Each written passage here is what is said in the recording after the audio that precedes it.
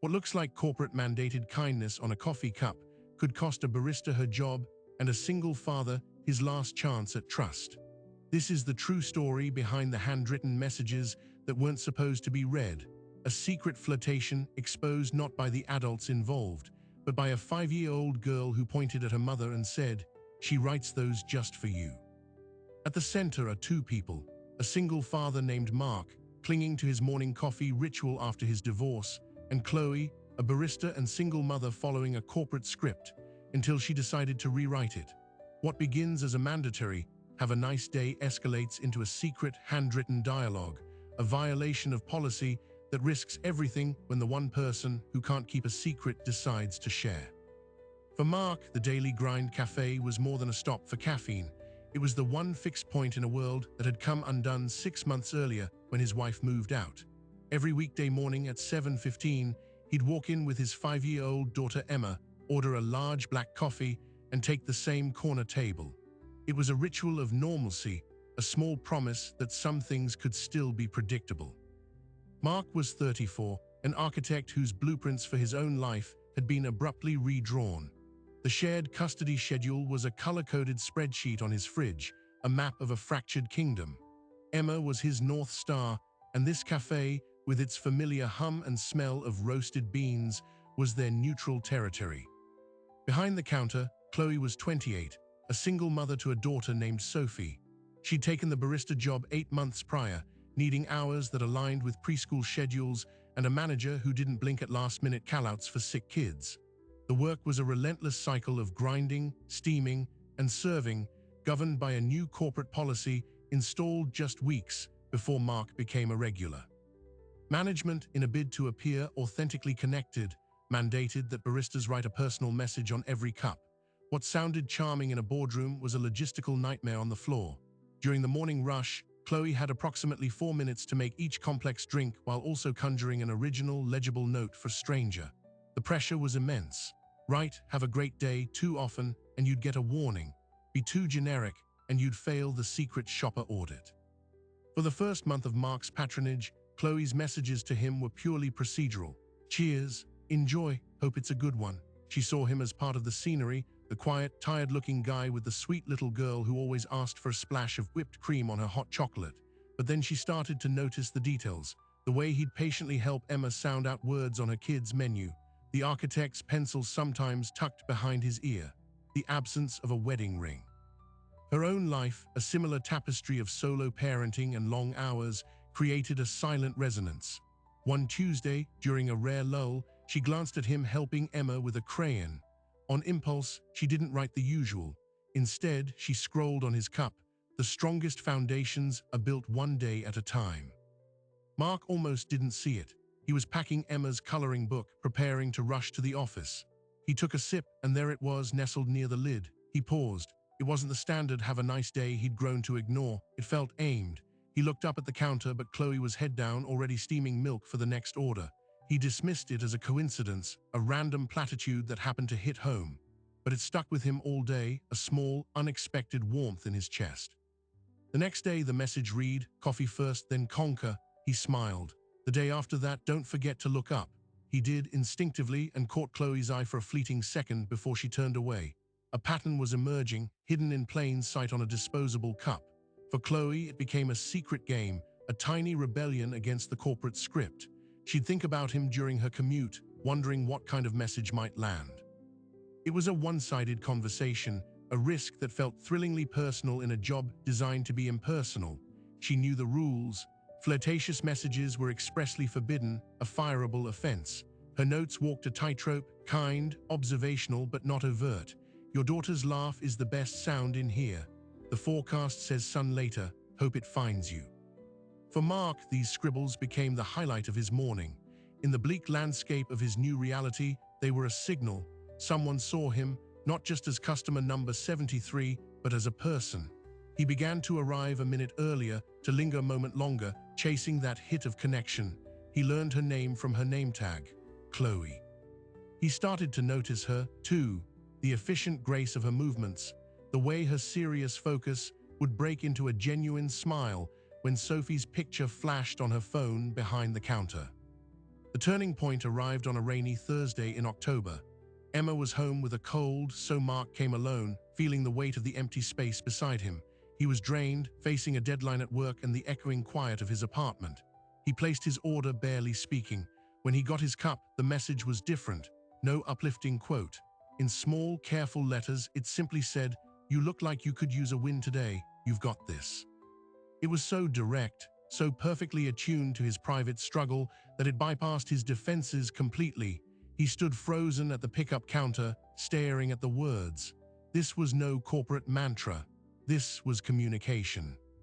He looked up. Chloe was watching him, her expression a mix of hope and sheer terror. In that silent, charged moment, the unspoken agreement between them became real. This was intentional. This was a line being crossed. Mark felt a jolt, part gratitude, part fear, part something else he hadn't felt in years. He gave her the smallest nod, a silent "thank you," before turning away, the cup suddenly feeling electric in his hand. From that day, the messages changed. They became a dialogue. He'd reply in the only way he could, with his tip. One day, after she wrote, "Hope your project went well," he left a $5 bill folded into a tiny paper airplane. Another time, after a message about the first frost, he left a note on a napkin, "It's colder out there, stay warm." He'd slide it across the counter without a word, his heart hammering. Chloe would pocket it like contraband, a secret smile playing on her lips. They were building a castle out of whispers, a relationship confined to 12 ounces of paper and ink. But in any system built on secrecy, there is always a weakest link. For Mark and Chloe, that link had pigtails and a boundless, unfiltered curiosity. Emma, who missed nothing, had begun to notice the special cup her daddy got. She saw how he'd carefully read it before drinking, how he sometimes kept it on his desk all day. To a 5-year-old navigating her own new world of split homes, this ritual became a point of fascination. And one Saturday morning, when Mark took her for their weekend treat, the fragile world they'd built came crashing down with a single innocent question. Emma, pointing a sticky finger at Chloe behind the counter, announced to the entire quiet cafe, "Daddy, that's the lady who writes the secret notes on your cup." The room went still. Chloe's manager, restocking lids nearby, stopped and slowly turned his head. In the frozen silence that followed Emma's declaration, 3 separate realities shattered at once. For Mark, it was the exposure of a private lifeline he hadn't realized he was clinging to so desperately. For Chloe, it was the visceral terror of being caught violating a zero-tolerance corporate policy. And for the store manager, Greg, it was a compliance nightmare walking into his cafe on a Saturday morning. Greg, a 45-year-old former district manager demoted to single-store oversight after missing sales targets, saw the situation not through a human lens, but through the corporate handbook. He had personally delivered the mandatory training on the new cup message policy just 3 weeks prior. The rules were explicit. Messages must be generic, positive, and non-personal. Any deviation, especially anything perceived as flirtatious or targeted, constituted brand misrepresentation and was grounds for immediate termination. The company was facing lawsuits from customers who felt harassed by overly familiar baristas, and the legal department had handed down strict guidelines. Greg's eyes locked on Chloe. "My office, now." His voice was low, controlled, and utterly cold. He then turned to Mark. "Sir, I'm going to have to ask you to leave. We'll handle this internally." The dismissal was a physical blow. Mark, his face burning, managed only a stammered apology before gathering a confused Emma and practically fleeing the cafe. He didn't look back, but he felt Chloe's gaze like a weight on his retreating shoulders. Behind the closed door of the cramped manager's office, Greg didn't yell. He methodically laid out the facts. Security camera footage from the last month would be pulled and reviewed. Every cup Chloe had served Mark would be scrutinized. The policy document was opened on his computer screen. "You understand this isn't a write-up, Chloe.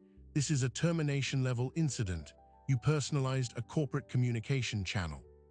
You created what the company calls an unapproved emotional exchange with a customer." Chloe's defense that the messages were just kind, that they weren't romantic, dissolved under the cold logic of the policy. The message about his daughter's laugh, a violation of privacy using observational data from a minor. The "you've got this" note, unapproved emotional labor, and creating an expectation of personal support. Greg suspended her on the spot, without pay, pending a full investigation by regional HR. She was to surrender her apron and leave immediately. As she numbly complied, her only thought was of Sophie and how she'd explain that Mommy lost her job because she wrote a nice note. Mark spent the weekend in a state of anxious paralysis. He replayed the scene endlessly. He tried calling the cafe, but Greg refused to put him through to Chloe or discuss the matter. He didn't have Chloe's number. Their entire relationship existed in a 12-ounce vacuum, and now it had imploded, taking her livelihood with it. The guilt was corrosive. On Monday morning, driven by a desperate need to fix what he'd broken, he didn't go to work. He went back to the daily grind. The cafe felt alien. The familiar smells were now tinged with tension. Greg was at the register. Mark approached, his voice low. "I need to speak with you about Chloe. This is my fault. I encouraged it. She shouldn't be punished." Greg's expression was one of weary impatience. "Mr. Evans, the policy is clear. The employee is responsible for maintaining professional boundaries. Her actions were a liability. HR has already been in touch. The investigation is proceeding." "What does that mean for her?" Mark pressed. "It means," Greg said, leaning forward slightly, "that unless she can provide a compelling reason why she shouldn't be fired, she will be. The company has a brand to protect. We can't have baristas using company materials for personal correspondence." The way he said it made their notes sound sordid. Mark left defeated, but as he turned to go, he noticed a young woman at a corner table, a college student, hastily looking down at her phone. She'd been watching the whole exchange. He thought nothing of it. He was wrong. That student, Maya, had been in the cafe the previous Saturday. She witnessed Emma's big reveal. Intrigued, she'd filmed the tense aftermath, Greg summoning Chloe, Mark's hurried exit, and this morning she'd recorded Mark's plea. That evening, she stitched the clips together, added a sympathetic caption about corporate robots killing human connection, and posted it to TikTok. She used the hashtag #CupNoteScandal. Algorithm, always hungry for human interest conflict, pounced. By midnight, the video had 50,000 views. By Tuesday morning, 500,000. The story was perfectly crafted for virality. A single dad, a kind barista, a heartless corporation. Comments flooded in. "This is why I hate Starbucks. She was just being nice. Fire the manager, not the barista." News outlets' social media monitors picked up the trending tag. A local lifestyle blogger called the cafe for comment. Greg, following protocol, directed all inquiries to corporate PR. And that's when the story pivoted from a local personnel issue to a national flashpoint. The corporate communications team, seeing the negative sentiment, went into damage control. They issued a bland statement about upholding consistent service standards and protecting both employee and customer safety. This only poured gasoline on the fire. Now, people were digging. They found the leaked internal memo about the 4-minute drink rule and mandatory messaging. They found interviews with other baristas complaining about the policy. Chloe was no longer just a woman who might lose her job. She became a symbol of worker alienation in the age of performative corporate kindness. On Wednesday, a reporter from a major online news site tracked down Chloe at her apartment. She was hiding, terrified of the attention, and convinced the publicity had sealed her fate. But the reporter presented a different angle. "Chloe, the public is on your side. This could be a moment, not just for you, but for everyone in service jobs. Would you be willing to tell your story?" Chloe, with nothing left to lose, said yes. That interview, published Thursday morning, changed everything. She spoke honestly about the pressure of the job, the impossible mandate to be authentically personal on an industrial scale, and about Mark, not as a romantic target, but as a fellow human being she saw struggling and wanted to quietly encourage. "The policy says we have to write something personal," she said, her words quoted across the internet. "But it forbids us from actually being personal. I chose the second one. I guess that's my crime." The article went viral. A national morning show extended an invitation for a live interview. A petition to reinstate her gained 100,000 signatures in a day. The corporate headquarters, now facing a full-blown PR crisis, was bombarded with calls and emails. Their stock price dipped slightly on the negative news cycle. But in the eye of this hurricane, a more intimate drama was unfolding. Mark, watching Chloe's interview from his living room, felt a profound shift. This wasn't just about saving her job anymore. He saw the depth of her character, her courage in speaking out. He needed to talk to her, not as a customer, but as an ally. Using every shred of internet sleuthing skill he possessed, he managed to find an old community newsletter that listed her as a volunteer at a local library's children's reading hour. It was a long shot, but it was all he had. On Thursday afternoon, he stood outside the branch library, his heart pounding harder than it had during any client presentation. He saw her inside, helping a group of kids with crafts, her daughter Sophie by her side. The moment she looked up and saw him through the glass doors, the world outside the media storm seemed to stop. She excused herself and walked out, the library doors swinging shut behind her. They stood 3 feet apart on the concrete steps, the autumn wind between them. "I am so sorry," Mark began, the words rushing out. "This is all my fault." Emma didn't understand. Chloe shook her head, her arms wrapped around herself. "It was always a risk. I knew the rules. I thought the human part mattered more." "It does," Mark said fiercely. "It should asterisk.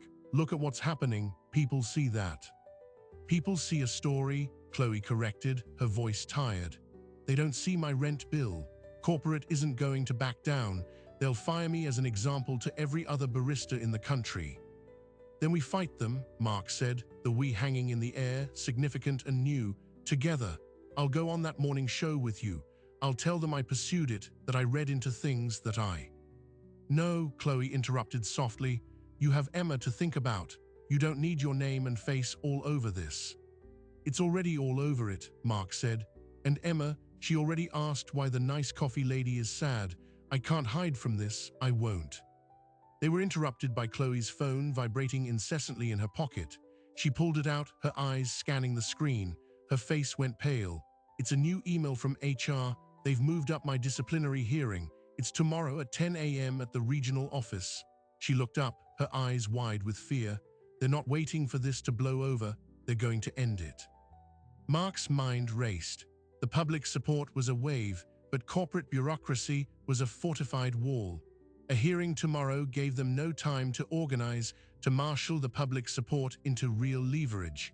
They were going to be steamrolled. "Then we don't show up alone," Mark said, a plan forming with sudden, clear urgency. "We give them an audience they can't ignore. We bring the story to their doorstep." The plan was simple in theory: use the public outcry as a shield. But they had underestimated the corporation's playbook, which had a chapter dedicated to dismantling sympathetic narratives. That same Thursday evening, as Mark and Chloe hastily coordinated via text, a first for them, their digital conversation, a frantic mix of logistics and mutual reassurance. The company's PR and legal teams were already executing a counter-strategy. Their first move wasn't defensive, it was offensive. An anonymous source, later revealed to be a corporate communications staffer, began feeding details to a prominent business news outlet. The story, published just after midnight, had a different headline: "Cup Message Controversy Highlights Workplace Policy Designed to Prevent Harassment." The article framed the mandatory messages as a good faith effort to standardize customer interaction and positioned Chloe's deviations as a boundary violation that could create an uncomfortable and potentially unsafe dynamic for both employees and customers. It subtly referenced past, settled lawsuits against the chain involving alleged stalking by baristas. The narrative was being expertly flipped. Chloe wasn't a victim of corporate heartlessness. She was a potential liability who ignored rules designed for everyone's safety. The effect was immediate and chilling. The morning show, sensing a more complex and legally fraught story, postponed Chloe's interview indefinitely. The online petition's growth stalled. Comment sections became battlegrounds. "She knew the rules," one viral tweet read. "If she gets fired, it's on her. Emotional attachments at work are unprofessional." The wave of support began to fracture into a riptide of doubt. Mark watched this happen in real time from his laptop, feeling sick. He called Chloe. Her voice was thin, defeated. "They're making me look like I was harassing you," she whispered. "That's insane," Mark said, anger boiling over. "I'm going to give a statement. I'll say it was welcomed, that it was mutual." "Don't," Chloe cut in. "Mark, think. If you say it was mutual, you confirm their point that a personal relationship was formed, you validate their policy, and you drag yourself even deeper into this." What if your ex-wife sees this? What could she do with it? The question landed like a punch. In the fog of the public scandal, Mark had compartmentalized his private life. But Chloe was right. His divorce was recent, the custody arrangement fragile. Jessica, his ex, was a pragmatic lawyer. If this spiraled into a debate about his judgment, about bringing strangers into his daughter's life, she could file for modification of custody. The stakes had just multiplied exponentially. On Friday morning, the day of the hearing, they implemented their scaled-back plan. Instead of a crowd, it was just the two of them, plus a local news reporter Mark had convinced to come as an observer. They met in the cold shadow of the sleek corporate regional office, a glass tower that seemed designed to intimidate. Chloe looked pale but determined in a simple blazer. Mark stood beside her, not as a customer, but as a character witness. "Remember," he said quietly, "you were being human in a system that commodifies humanity. That's your argument." The hearing room was a small, sterile conference space. Facing them were three people: a grim-faced HR representative, Greg the store manager, and a woman introduced as a brand integrity consultant from headquarters. The atmosphere was prosecutorial. They laid out their case with clinical precision: security camera stills of their interactions, printed copies of the cup message policy, a log of every shift Chloe had worked since Mark became a regular. They presented the messages, projected on a screen, with red circles around phrases like "your daughter's laugh" and "you look like you could use a win." The HR rep spoke. "Ms. Reynolds, you used customer-facing time and company materials to foster a personal connection that strayed into the territory of emotional dependency. You transformed a standardized service interaction into a private channel. This creates a precedent that endangers other team members and exposes the company to significant risk." Chloe, her hands trembling under the table, responded, "I was following the spirit of the policy better than the policy itself. You ask us to create personal connections, then punish us when a real one happens. You can't mandate authenticity and then outlaw its consequences." It was a good point, powerfully made. The reporter in the back of the room was scribbling furiously, but the brand consultant leaned forward, her smile polite and icy. But that's where you're mistaken. The policy isn't about authenticity. It's about consistent, replicable brand perception. The message, 'Have a nice day, Mark,' is a script. What you wrote was an improvisation. In a global operation, we cannot have improvisation. It's a variance, and variance is risk." The hearing was clearly a formality. The decision had been made. They were just going through the motions to build an airtight case for termination. Mark asked to speak. They allowed it reluctantly. He described his divorce, his routine, how Chloe's notes had been a small light in a dark time. He stated unequivocally that he never felt harassed, only seen. The panel listened with blank expressions. When he finished, the HR rep nodded. "Thank you for that perspective, Mr. Evans. It's helpful context. It actually underscores our concern that an employee was leveraging intimate customer knowledge to create a special, non-standardized experience. That is the definition of a boundary issue." They were speaking different languages: humanity versus liability. The meeting concluded with Chloe being formally terminated for egregious and repeated violation of the brand communication protocol. She was to be escorted from the building. As they stood, the brand consultant handed Mark a business card. "Mr. Evans, the company would like to offer you a $50 gift card as a gesture of goodwill for any discomfort this situation may have caused." It was the final, dehumanizing twist. They were refunding his experience like a defective product.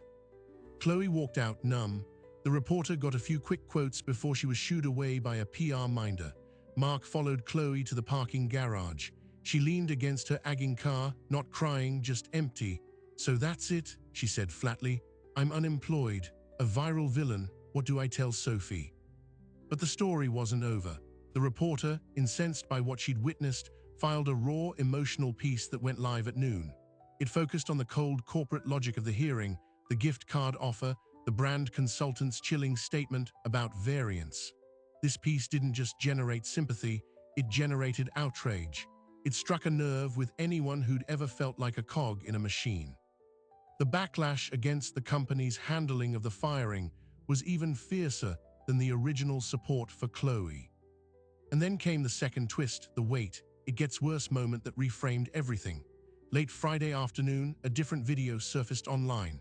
It was from inside the Daily Grind, filmed covertly by another barista, a friend of Chloe, who was scared to come forward earlier. The timestamp was from 2 days before Emma's big reveal.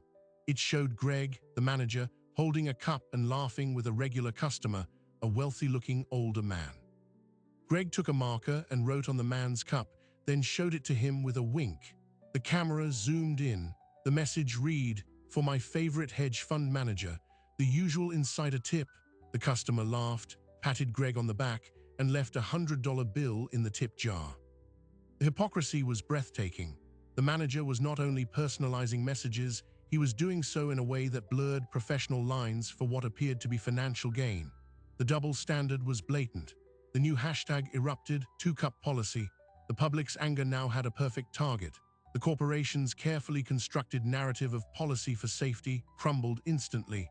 It was never about safety or consistency. It was about control and who got to break the rules. The company's response was panicked and swift. By 6 p.m., they announced Greg had been placed on administrative leave pending an investigation. Their official statement now emphasized their commitment to fair and consistent application of all policies. They were throwing their own manager overboard to save the ship. For Mark and Chloe, watching this new firestorm from her apartment, it was a hollow victory. She was still jobless. The scandal was now a toxic, all-consuming entity, but the revelation did one crucial thing: it gave them leverage.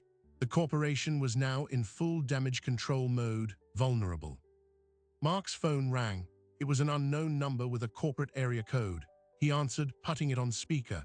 It was a senior vice president of human resources, her voice strained with conciliatory professionalism. "Mr. Evans, Ms. Reynolds, we've been following today's developments closely. We believe there may have been inconsistencies in how this situation was initially managed at the local level. We would like to invite you back for a discussion on Monday morning. A reconsideration, if you will." Chloe looked at Mark, a flicker of defiant hope in her eyes. It wasn't an apology, it wasn't justice, but it was an opening. The battle had escalated beyond a single barista's job. It had exposed a flaw in the fortress wall. Now they had to decide whether to accept a quiet settlement from a wounded giant or to push through that opening and demand something that would change the game for everyone. The choice they made next would define not just their futures, but the story the world would remember. Monday morning arrived not with a sense of victory, but with the grim focus of negotiators entering a room where the balance of power had fundamentally shifted. This meeting was in a different, more imposing conference room at the regional office. The same HR vice president was there, but now flanked by the company's head of public relations and an outside legal counsel. The atmosphere was tense, professional, and devoid of the previous hearing's pretrial decorum. They were here to make a deal. The corporation's offer was laid out with careful precision. They would reinstate Chloe to her position at the Daily Grind, with full back pay for the suspension period. They would issue a revised, clearer version of the cup message policy, and they would transfer Greg to a non-managerial role in a different region. In exchange, Chloe would sign a non-disclosure agreement and a statement saying the situation had been resolved amicably. She and Mark would cease all contact with the media. The story would end there. Chloe listened, her expression unreadable. Mark sat beside her, a supportive presence but letting her lead. When the vice president finished, Chloe asked one question. What about the other baristas, the ones who are scared to write anything at all now? What about the policy itself? The PR head fielded that. The policy is under review. We are committed to ensuring our stores are positive environments for both customers and partners. It was corporate speak, a non-answer. Chloe looked at Mark, then back at the table. She saw the escape hatch, a return to normalcy, a paycheck, an end to the chaos, but she also saw the trap. Signing the NDA would mean silencing her voice and validating their right to police human connection. It would leave the underlying system unchanged. She thought of Sophie, of the security she desperately needed. Then she thought of the hundreds of messages she'd written that were never seen, the invisible labor of manufactured cheer. I can't accept, Chloe said, her voice quiet but firm. The corporate representatives blinked, unprepared for this. I won't sign away my right to talk about what happened. And I won't go back to a job where the rule is be personal, but not really. I want a severance package, 6 months' salary, and I want a public statement from the company that acknowledges the policy was flawed and that my termination was a mistake in its application. The counteroffer hung in the air. The lawyer began to argue, citing liability, but the PR head cut him off with a sharp look. They needed this story to die. The negative coverage was affecting recruitment and customer sentiment. Another day of headlines was worse than a financial settlement. After a brief, whispered consultation, they agreed. Chloe would resign, not be fired. She would receive the severance. They would issue a brief, carefully worded statement about learning from this experience to better support our teams. It was a face-saving compromise for them and a life-changing exit for her. As they left the building, the late autumn sun felt different. The weight of the corporate machinery was gone. Chloe was free, with a cushion to find a new path. Mark drove her home. In the car, the adrenaline faded, leaving a new, uncertain space between them. The crisis that had forced them together was over. What was left? I don't know what to do next, Chloe admitted, staring out the window. I've been a barista for 5 years. You could do anything, Mark said. You just faced down a Fortune 500 company and won. That takes a kind of strength most people don't have. He pulled up to her apartment. They sat in the idling car, the silence now personal, not strategic. Mark, Chloe began, then stopped. This whole thing started because I wrote a note on a cup. I don't even know you, not really. We've only ever talked about the scandal. Mark turned off the engine. Then let's change that. No cups, no cameras, just coffee or not coffee, anything else. Their first real date was at a tiny, independent bookstore cafe the following Saturday, a deliberate choice to avoid any corporate chain. Emma was with her mom for the weekend. They talked for 3 hours. They learned about each other's lives before the daily grind. Mark's love for designing sustainable buildings, Chloe's abandoned photography hobby, their shared, exhausted love for being parents. The connection that had been built through secret messages found its voice in the open air. It was tentative, real, and unburdened by corporate policy. Meanwhile, the public story reached its natural end. The company issued its milquetoast statement. Greg was quietly transferred. The viral news cycle moved on to the next scandal, but a subtle, lasting change did occur. In barista forums and subreddits, the Chloe clause became shorthand. Workers shared stories of pushing back against robotic corporate mandates. The company, sensing continued employee discontent, eventually revised the cup message policy from mandatory personal notes to optional well wishes, a small but significant retreat. Mark and Chloe, the aftermath was a gradual weaving of their lives. Chloe used her severance to take a course in community outreach, eventually landing a job coordinating programs at a local youth center, where her empathy was an asset, not a liability. Mark introduced her to Emma properly, on a park bench with ice cream, no pressure. Emma, with the straightforward acceptance of a child, said, "You're the note lady. Do you still write notes?" Chloe laughed and said, "Only on birthday cards." Mark's custody arrangement remained stable. His ex-wife Jessica, after an initial period of concern, saw that the relationship was serious and stable. She and Chloe developed a respectful, if not warm, co-parenting dynamic. A year later, almost to the day, Mark and Chloe returned to the original daily grind. It was a brisk Saturday morning. Greg was gone, replaced by a younger manager. The cup message policy was nowhere to be seen. They ordered their drinks, a black coffee and a latte, and took a table. As they sat, Chloe slid a small, folded piece of paper across to Mark. He opened it. It was a handwritten note, but not on a cup. It read, "This is where our story really begins. No rules, no secrets. Just us." He looked at her, the woman who had turned a mandated act of fake kindness into a real one, and in doing so, had rebuilt her life and his. He took her hand. The cafe buzzed around them, anonymous and alive. But here is the final, surprising detail. That original viral video, the one shot by the college student Maya, it didn't just disappear. It was entered into a digital archive of modern labor history by a sociology professor studying the performative nature of service work. And the folded paper airplane tip Mark once left for Chloe, she had kept it. She later framed it, alongside a photo of the three of them, Mark, Chloe, and Emma, taken at the zoo. It hangs in their hallway, a relic of a strange, fraught, beautiful beginning. The cup itself, the physical object that started it all, was recycled long ago, but the impulse it represented, the human need to connect, to see and be seen, to say "I notice," endured. It outlasted the policy, the scandal, the corporate machinery. It built a family. This story closes not with a grand finale, but with a quiet morning. Mark, Chloe, and Emma at their own kitchen table, sunlight streaming in, the daily grind now a place of their own making. The secret messages had served their purpose. They were no longer needed. The conversation was now face-to-face, open and real. And in that ordinary, unscripted moment, the true payoff of their risk was finally, completely clear. So what does this story of cup messages and corporate policy actually leave us with? Beyond the headlines and the happy ending, it reveals a quiet battle being fought in every transaction, in every scripted interaction of our modern lives. We live in an age of manufactured intimacy, where corporations spend millions to simulate the very human connections their policies often forbid. They ask for our data to personalize ads, yet fire employees for personalizing a coffee cup. They crave authenticity as a brand aesthetic, while punishing the authentic moments that bubble up from within their own systems.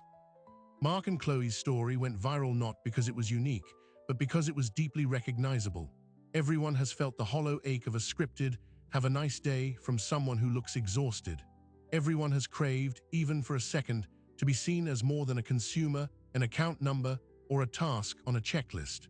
Their secret messages were a tiny rebellion against that transactional reality. They proved that even within the most rigid frameworks, the human impulse to connect, to offer a word of encouragement, to acknowledge another's struggle, is irrepressible. The corporation, in the end, didn't change its fundamental nature. It made a tactical retreat, settled a liability, and moved on. The real victory wasn't in the boardroom. It was in Chloe finding work that valued her empathy instead of stifling it. It was in Mark rebuilding a family on his own terms. It was in the thousands of people who saw themselves in the story and questioned the invisible rules governing their own daily interactions. The lingering question this documentary leaves us with is this: in a world increasingly optimized for efficiency, metrics, and risk mitigation, where do we make space for the small, unscripted, and genuinely human? The messages on those cups were never about romance. They were about recognition. I see you. You matter. Today might be hard, but you're not alone. These are the whispers that build communities, that sustain us through loneliness, that remind us we are part of something more than a supply chain. Perhaps the true cost of the corporate-mandated cup message isn't the labor it extracts from baristas, but the cynicism it breeds in all of us, the suspicion that every kindness is a calculation. Mark and Chloe's story is an antidote to that cynicism. It's evidence that real connection is still possible, that it can start in the most mundane places, and that sometimes it's worth risking everything to protect it.